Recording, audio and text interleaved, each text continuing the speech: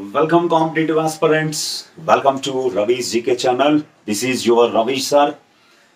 మంచి current affairs ని అందించడంలో నా వంతు సహకారాన్ని నేను అందిస్తాను. మీరు కూడా ఖచ్చితంగా దీన్ని ఆదరించండి. మంచి కాన్సెప్చువల్ కరెంట్ అఫైర్స్ అందించడంలో నా వంతు సహకారాన్ని నేను అందిస్తాను. Right, let us discuss now. ఇప్పుడు మనం ఈ కరెంట్ అఫైర్ వీడియోలో చాలా ముఖ్యమైనటువంటి ఇంపార్టెంట్ అయినటువంటి కరెంట్ అఫైర్ ని మనం చూద్దాం. ఆ టాపిక్ లోకి వెళ్లే ముందు రవీస్ జీకే ఛానల్ ని షేర్ చేయండి, సబ్స్క్రైబ్ చేసుకోండి, లైక్ కామెంట్ కూడా చేయండి. Right, that is Sudarshan Setu. Sudarshan Setu చాలా కీలకమైనటువంటి అంశం ఇది.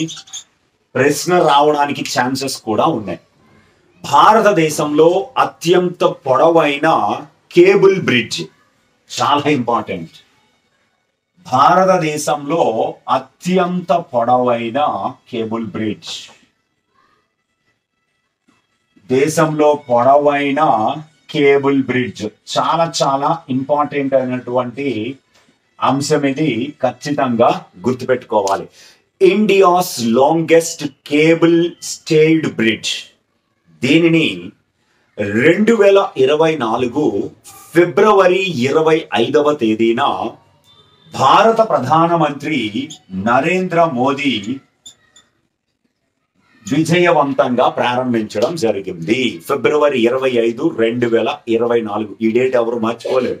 ఏపీపీఎస్సీ గ్రూప్ 2 ప్రిలిమినరీ ఎగ్జామ్స్ జరిగినాయి. అందరూ చాలా షాక్ గురయ్యారు. పేపర్ చూసిన తరువాత అందరూ చాలా షాక్ అయ్యారు. అందుకే ఆ డేట్ గుర్తుపెట్టుకోండి. సుదర్శన్ సేతు, భారత ప్రధాని Narendra Modi Gulf of Kutch, Arabia సముద్రంలో ఈ బ్రిడ్జిని ప్రారంభించడం జరిగింది.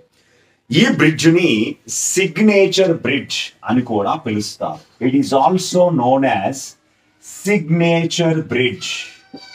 Important this, definitely you should remember signature bridge.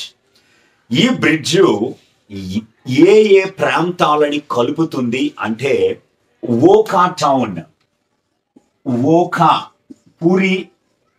మనకి గుజరాత్ లో ఓఖా అనేటువంటి ఒక నగరం ఉంది. ఓఖా నుంచి ద్వారకా లేదా బెట్ ద్వారకా అంటారు. బెట్ ద్వారకా నగరాలని కలుపుతుంది. మధ్యలో సముద్రము ఈ ద్వారకా దీవిని కలుపుతుంది. Right, Okha town of Devbhumi, Dwarka district, mainland of Gujarat. Gujarat ప్రధాన భూభాగాన్ని ద్వారకాతో కలిపేటువంటి సిగ్నేచర్ బ్రిడ్జ్ ఇది.